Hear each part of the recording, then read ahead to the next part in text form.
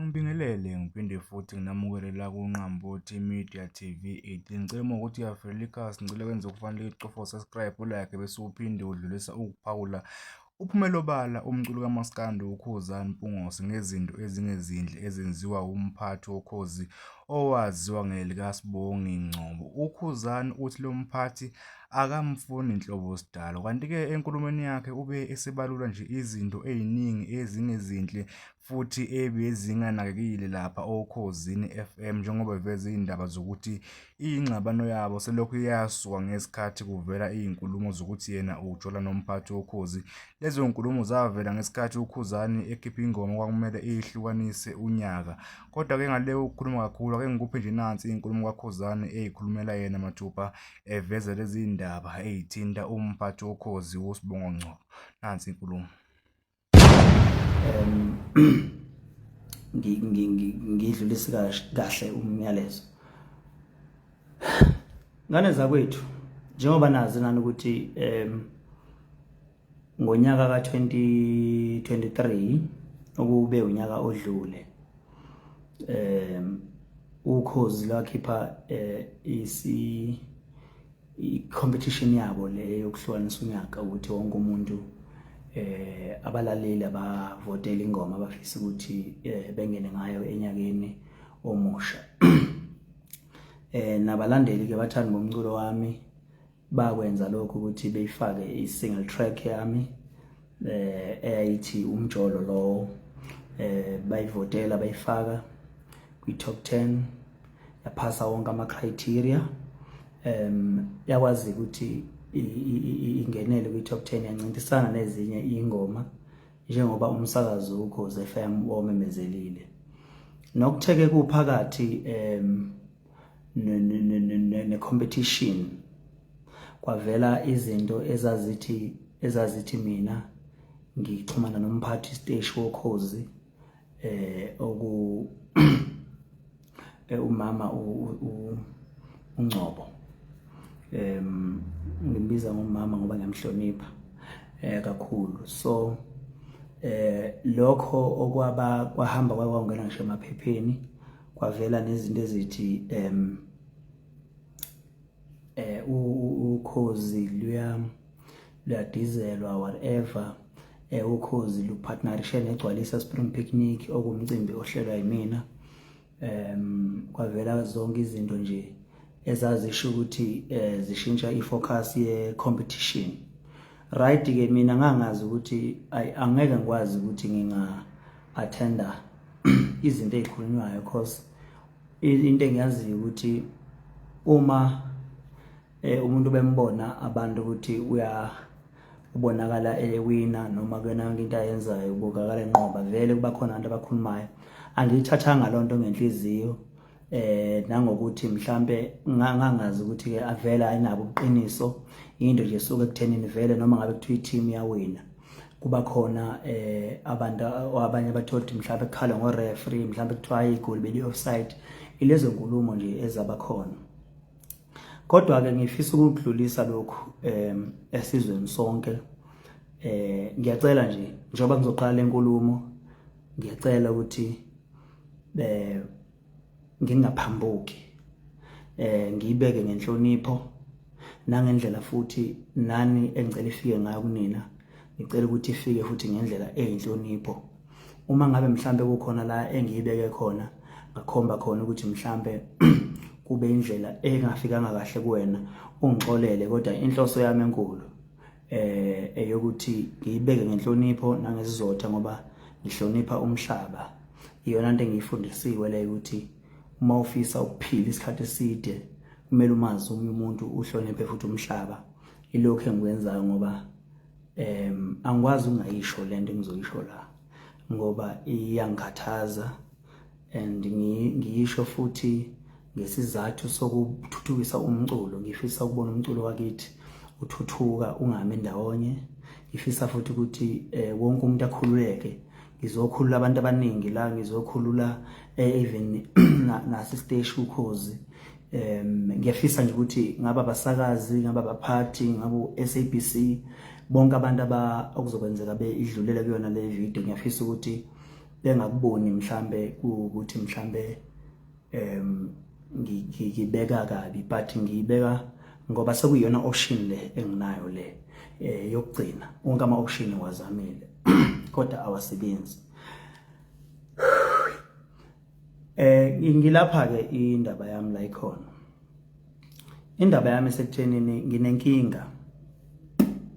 Inkinga yami iqala ekuthenini isuka kulento le eyayisolwa noma kuthiwa ngixhumana nomphathi siteshi woKhozi uMangcobo. Leyo nto ke ihambe yahamba yaze yakhomba ukungicindezela ikakhulukazi ngasohlangothini lakhe uMangcobo.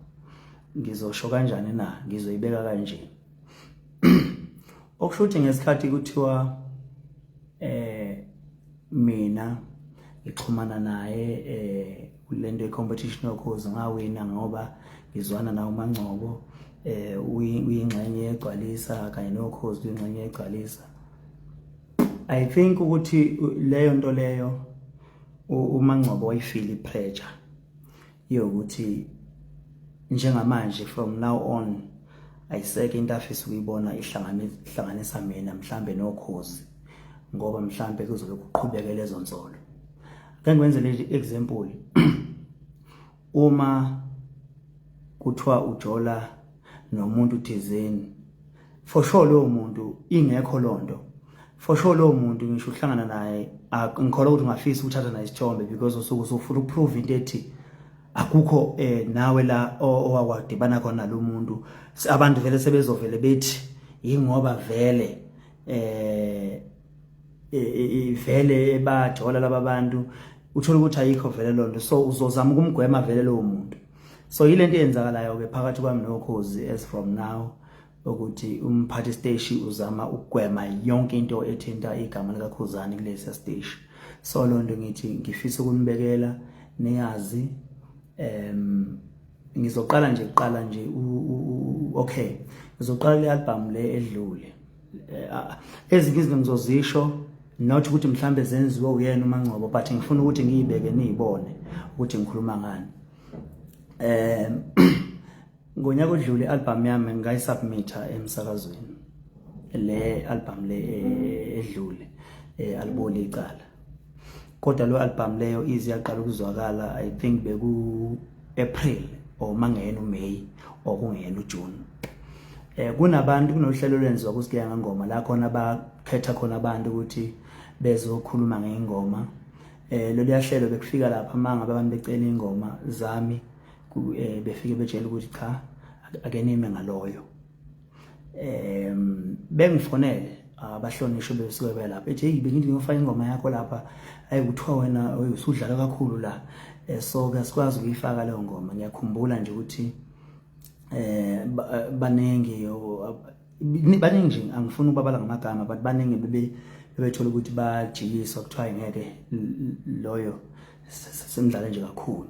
Okay, kwahamba ngizwa umculo ingoma zami ngadlalwa. Nani niyayazi lengoma ngayo, akazizwakala album yami kusukela nje uqala unyaka kuze kuzoshaya March April.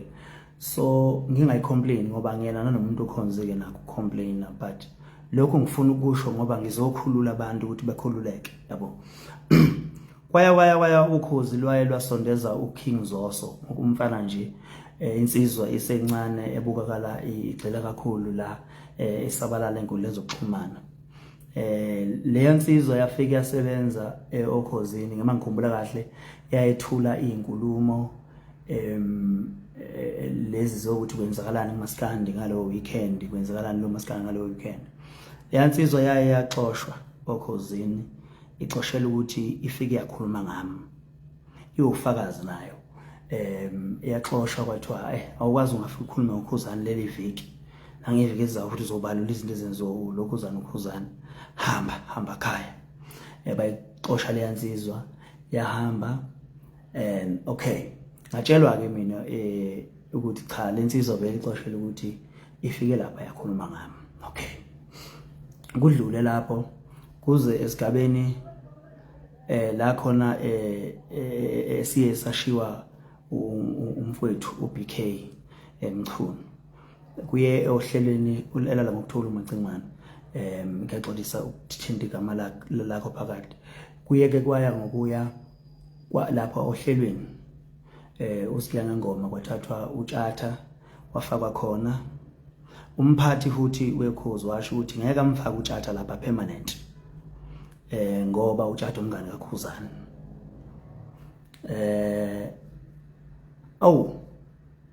kanjani yabo bengibuza abantu bethi ubangani nomphathi station ngoba akufuna ukubona into nje sondele noKhuzani akayifuna ukuyibona hayi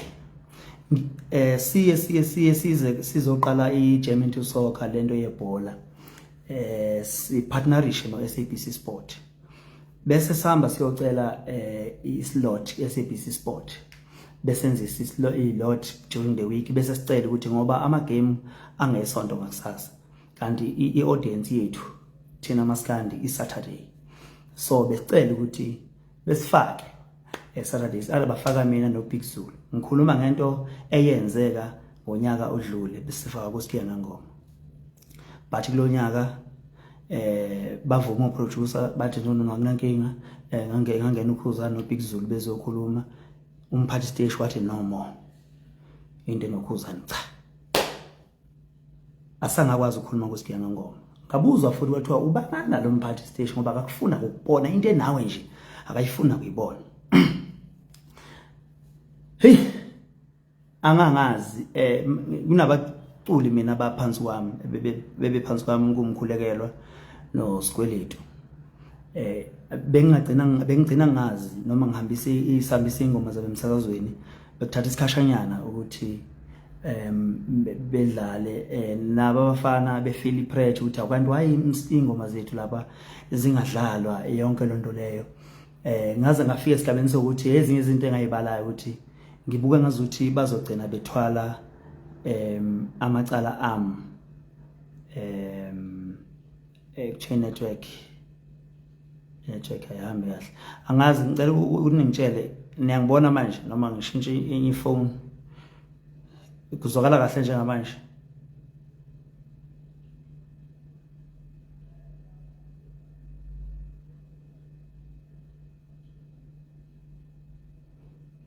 ngicela wayedwa uzongibhalela ukuthi ngizwakala kanjani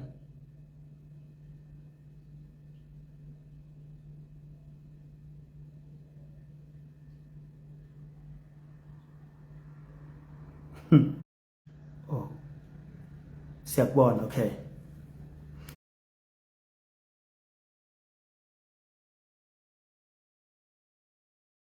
siyakubona okay into engifisa ukuyisho ngiyabona ababhalayo labathi nake nazwana yini cha akaze nje sibe naloxhumana naloya mama angazi nawe uyakwazi lokho angikaze nje ngizexhumane naye ngisho ngaphambilini umuntu obexhumanela noZuma kukhulwa ngoma partnership yegcwalisa nakhona kuyi partnership yegcwalisa besikhokha bengenziwa mahala bekhokhwa yabo so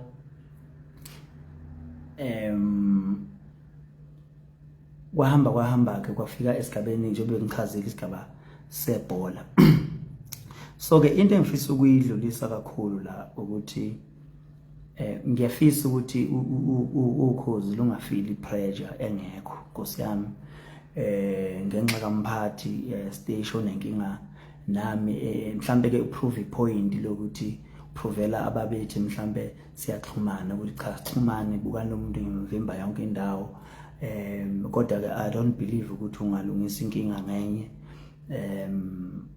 lento engikhulumayo iqiniso njengoba linjalo uyazi naye nokutheke makufika esigabeni la khona engifila khona ukuthi njengamanje ngiyibona ngazuthi ngiyalimala ngacela meeting naye nabanye abaphathi nje okhozini ukuthi ngicela ukuza kuyena ngicela meeting I think meeting ibingo mangabe bengakuyo phela uAugust mhlambe beqala uSeptember ngacela unqamalala ukuthi angiphelezele ngihambe ngiye khona sohlangana nomphathi ngiyobuza ukuthi konakelephi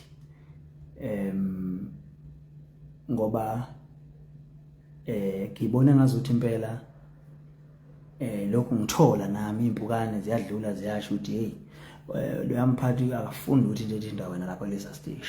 Okay, khona kudadlanyana kodwa kuqala kuvela kahle manje.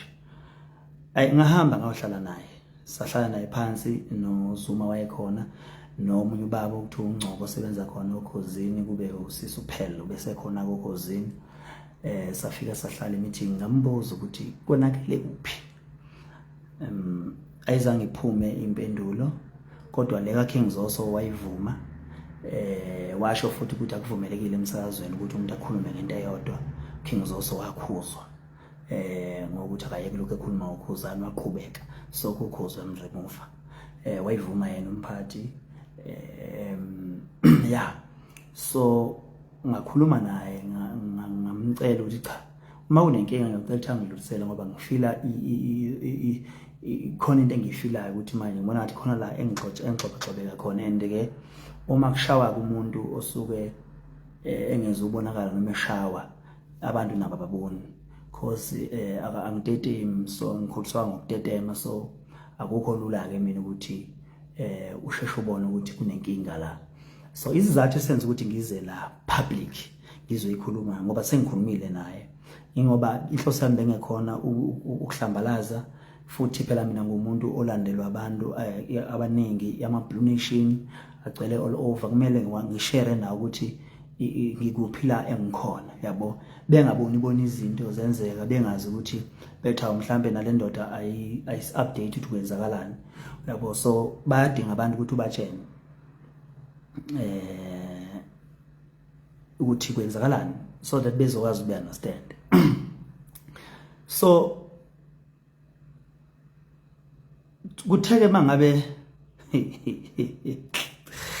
so I think umphathi Nkosi yami wathuka, yabo, wathola inhlamba, so akafisi ukuyibona ekuleyo nkinga again, so u decide